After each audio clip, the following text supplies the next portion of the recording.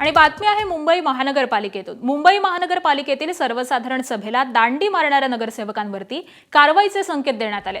थेट मुख्यमंत्री देवेंद्र फडणवीस यांनी मुंबई महानगरपालिकेमध्ये गैरहजर राहणाऱ्या नगरसेवकांसंदर्भामध्ये दखल घेत नाराजी व्यक्त केल्याची सूत्रांची माहिती आहे। दांड्या मारणाऱ्या नगरसेवकांना नोटीस पाठवत कारवाई करण्याचे निर्देश मुख्यमंत्र्यांनी दिल्याची सूत्रांची माहिती आहे। पालिकेमध्ये सत्ताधाऱ्यांकडून आणलेल्या एका तातडीचा प्रस्ताव नामंजूर झाला, ज्यामध्ये सत्ताधाऱ्यांची संख्या ही सर्वसाधारण सभेमध्ये तुल्यबळ असल्यामुळे मुख्यमंत्र्यांनी दांडी मारणाऱ्या नगरसेवकांवरती कारवाईचे निर्देश दिल्याची माहिती मिळते।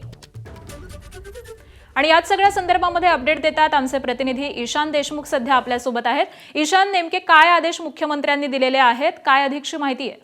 आकांक्षा, काल साधारण सभागृह होतं, यामध्ये एक अर्जंट बिझनेसच्या नावाखाली एक प्रस्ताव आणण्यात आला होता।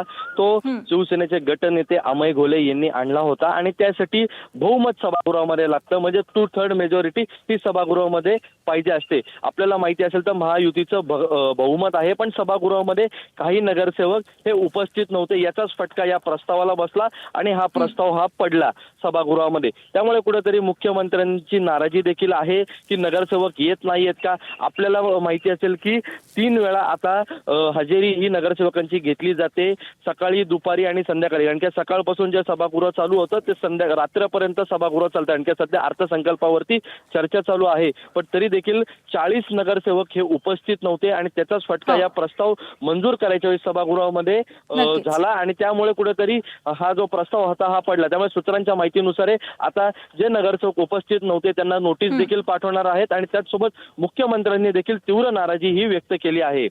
नक्कीच, धन्यवाद ईशान या सगळ्या सविस्तर माहितीसाठी।